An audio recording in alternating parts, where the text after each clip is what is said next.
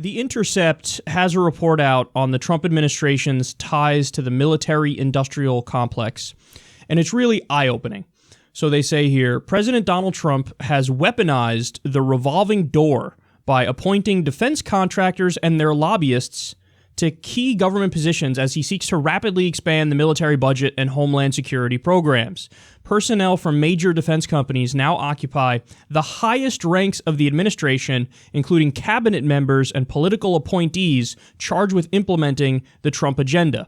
At least 15 officials with financial ties to defense contractors have been either nominated or appointed so far, with potentially more industry names on the way, as Trump has yet to nominate a variety of roles in the government, including Navy and Army secretaries. The Trump administration is the military-industrial complex personified, said William Harding, director of the Arms and Security Project at the Center for International Policy.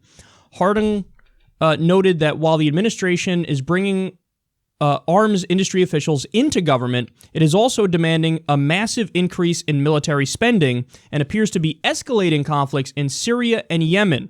Quote, in short, the Trump proposals are an arms maker's dream come true. So, in other words, the rhetoric that Trump used on the campaign trail half the time was utter nonsense to try to get elected. And it actually worked. So half the time he would say, we're not going to do any nation building. We're going to rebuild our infrastructure here at home. That's what we have to do. Tremendous, let me just tell you. And now that he has power, he decided, well, how about I act as the most establishment president ever? And I warned you about this. I said there's two possible things that Trump can do.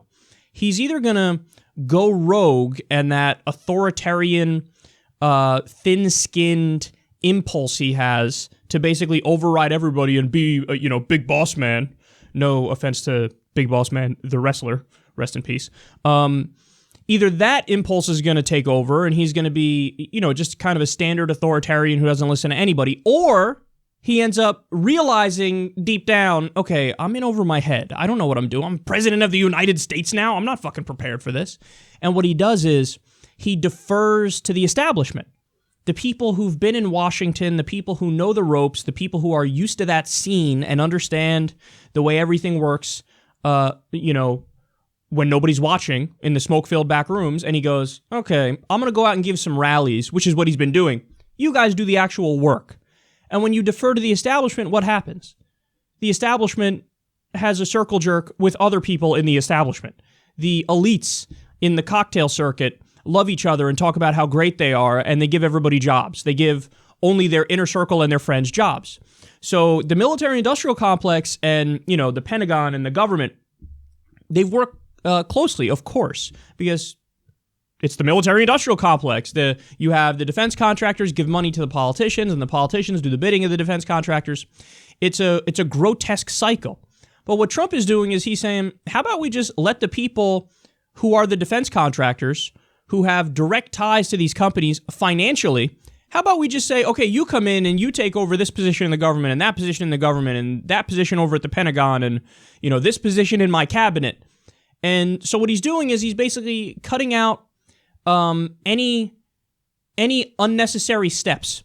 So it used to be, okay, we're going to be corrupt, but you got the government people who are government people, you got the industry people who are industry people, and then, money and contracts go back and forth, and it's corrupt as anything, but there's that step they have to take, the distinctly different camps. He goes, no, how about now government people, don't even worry about them. Let's just let's purge people from government who do government stuff, and let's just bring in the military-industrial complex and just say, okay, now you run everything.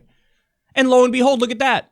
Turns out Donald Trump already announced he wants a $54 billion increase in military spending. Now, maybe some of his most ardent defenders would say, well, that's necessary. We got to do that because ISIS is, they're so powerful. We just did a story the other day, or I think I just tweeted about it. I don't know if it made the show. They're using Kia vehicles, ISIS is, as their main attack vehicle. It looked like a kid made it, and they put cardboard on it and pretended it was like a shield or something.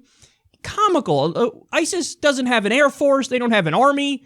There's some dudes with old-ass AK-47s and some box cutters in the desert.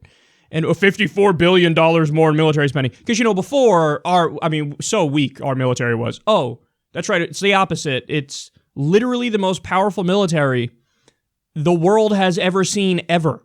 We spend more than the next 9 biggest countries combined. 54% of our discretionary budget goes to the military. We spent $7 trillion in Iraq, trillions more in Afghanistan. We have 800 military bases around the world. It costs $100 billion a year just to maintain them. Trump looked at that and said, nope, let's do more. And again, it's not like he's saying let's do more because that's the need. The need is that. No. It's he's doing more because I just explained it to you here. The Intercept did a great job breaking it down. And by the way, go read the entire article because the entire article, and I'll leave the link in the description box, but the entire article gives the specific names. Okay, this is a person who used to work for Raytheon. This is a person who used to work for Boeing. They have direct financial ties to them, and now they're in the government. And then what's going to happen? They're going to say, okay, no bid contract to Raytheon, no bid contract to Boeing. Let's, let them basically price gouge and rob the American people and loot the treasury. Take your tax dollars to put in their pocket and to build unnecessary tanks and planes.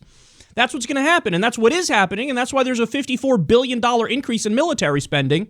Meanwhile, at the same time, we have a D+ for our infrastructure. That's what it's graded, according to the Society of Civil Engineers. So our roads and bridges are crumbling.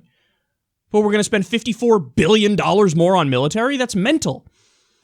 Half the country makes $30,000 a year or less. We have a student loan debt crisis of over $1 trillion. I mean, you think maybe we could use that for other stuff? Maybe we could use our tax money to prioritize things that help us?